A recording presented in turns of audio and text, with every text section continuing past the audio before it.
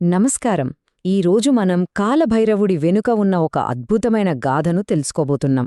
అసలు గర్వం అనేది ఒక సృష్టికర్తను కూడా ఎలా పతనానికి దారితీస్తుంది? మరి సర్వశక్తిమంతుడైన శివుడు ఒక పాపానికి ప్రాయశ్చిత్తం చేసుకోవాల్సిన అవసరం ఎందుకొచ్చింది? చూద్దాం. ఈ ప్రశ్నలన్నింటికీ సమాధానం వెతుక్కుంటూ ఈ కథలోకి వెళ్ళిపోదాం. మనిషి జీవితంలో తట్టుకోలేని కష్టాలు చాలా ఉంటాయి. కాని వాటన్నింటిలోకి అత్యంత భయంకరమైనది ఏదైనా ఉందంటే అది కారాగారవాసం, అంటే జైలు శిక్ష. అయితే మన శాస్త్రం ప్రకారం అంతటి భయంకరమైన విధి రాసిపెట్టి ఉన్నా కూడా దాని నుండి రక్షించే మార్గమొకటుంది. మరి అంతటి కఠినమైన విధిని కూడా తప్పించగల శక్తి ఎవరికి ఉంది?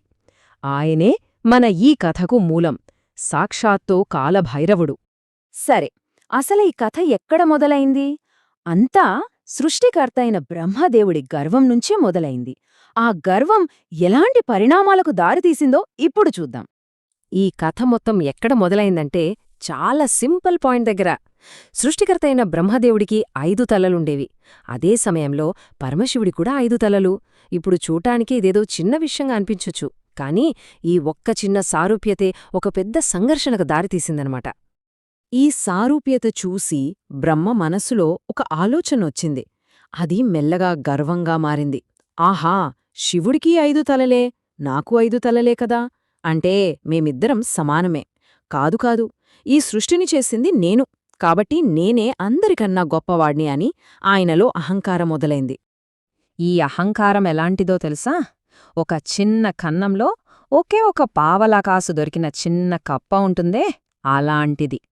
ఆ కప్ప ఆ ఒక్క కాసు దొరికిందన్న గర్వంతో రాజవీధిలో దర్జాగా వెళుతున్న ఒక పట్టపుటేనుగుని చూసి, ఏయ్, పక్కకి జరుగు అని సవాలు విసిరినంత అమాయకత్వం, అంత అవివేకమనుమాట. ఇక్కడే మనం అసలు విషయం అర్థం చేసుకోవాలి. బ్రహ్మకున్న 5 తలలు ఆయన గర్వానికి కారణమయ్యాయి. కాని శివుడి 5 తలలు వేరు. అవి కేవలం సంఖ్య కాదు, అవి విశ్వాన్ని నడిపించే 5 తత్వాలకు ప్రతీకలు. తత్పురుష, అఘోర, సద్యోజాత, వామదేవ, ఈశాన అనే ఆ 5 ముఖాలు సృష్టి, స్థితి, లయ, తిరోధానం, అనుగ్రహం అనే 5 శక్తులను సూచిస్తాయి. బ్రహ్మ తన అహంకారంలో ఈ నిజాన్ని చూడలేకపోయాడు. బ్రహ్మగర్వం హద్దులు దాటినప్పుడు శివుడు ఒక నిర్ణయం తీసుకున్నాడు. ఆ నిర్ణయమే ఈ కథను ఒక నాటకీయమైన మలుపు తిప్పింది. బ్రహ్మ అహంకారం శిఖరస్థాయికి చేరడంతో శివుని భ్రూకుటి నుండి, ఆయనలోని ఆగ్రహం నుండి ఒక భయంకరమైన ప్రచండమైన స్వరూపం ఆవిర్భవించింది. ఆ రూపమే కాలభైరవుడు. ఆయన పేరులోనే ఆయన శక్తి ఏమిటో తెలుస్తుంది. భై అంటే చూసేవాళ్లలో భయాన్ని పుట్టించేవాడు. రవ అంటే గర్జన, అంటే తన భయంకరమైన గర్జనతో గర్విష్ఠుల గుండెల్లో వణుకు పుట్టించేవాడు. ఆయనే భైరవుడు. అంతే, ఆ కాలభైరవుడు జస్ట్ తన చిటికెల వేలు గోటితో బ్రహ్మ 5వ తలని అలా గిల్లి పక్కన పడేశాడు. ఊహించుకోండి, ఎంత శక్తి అది! అసలు ఎంత తేలిగ్గా జరిగిపోయింది ఆ పని! ఇక్కడే కథలో అసలు ట్విస్ట్ ఉంది. సర్వశక్తిమంతుడైన శివుడే ఈ పని చేసినందుకు ఒక పెద్ద పాపాన్ని తన మీదకు తెచ్చుకోవాల్సొచ్చింది. ఇక్కడ్నుండే ఆయన ప్రాయశ్చిత యాత్ర మొదలైంది. నిజానికి శివుడు కర్మలకు అతీతుడు. ఏ పాపం ఆయనను అంటదు. అయినా సరే లోకానికి ఒక పాఠం నేర్పించడం కోసం ఆయన స్వయంగా బ్రహ్మహత్య పాతకం అనే మహాపాపాన్ని తన మీదకు తీసుకున్నాడు. ఎందుకు?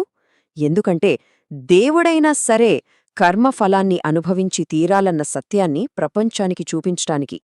ఇక ఆయన ప్రాయశ్చిత్తయాత్ర మొదలైంది.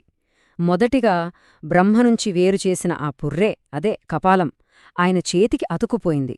రెండోదిగా ఆ కపాలమే భిక్షాపాత్రగా పట్టుకుని ఆయనొక దిగంబరుడిగా, ఒక భిక్షువుగా లోకాలన్నీ తిరగడం మొదలుపెట్టాడు. తన యాత్రలో భాగంగా ఆయన విష్ణువు నివాసమైన వైకుంఠానికి కూడా వెళ్ళాడు. చివరిగా ఎన్నో ఏళ్లు తిరిగాక తన పాప విమోచనానికి సరైన ప్రదేశమైన పవిత్ర కాశీనగరానికి చేరుకున్నాడు. ఆ కాశీనగరంలో ఆయన యాత్ర ముగిసింది. అక్కడే కాలభైరవుడికి ఒక కొత్త శాశ్వతమైన బాధ్యత కూడా దక్కింది. కాశీలోని పవిత్ర భూమిమీద ఆయన అడుగుపెట్టిన మరుక్షణం ఒక అద్భుతం జరిగింది. ఇన్నాళ్లుగా ఆయన చేతిని వదలని ఆ బ్రహ్మకపాలం ఒక్కసారిగా జారి కింద పడిపోయింది. ఆ క్షణమే ఆయన బ్రహ్మహత్యా పాతకము నుండి విముక్తుడయ్యాడు. అప్పుడు పరమశివుడు కాలభైరవుడికి ఒక గొప్ప వరం ఇచ్చాడు.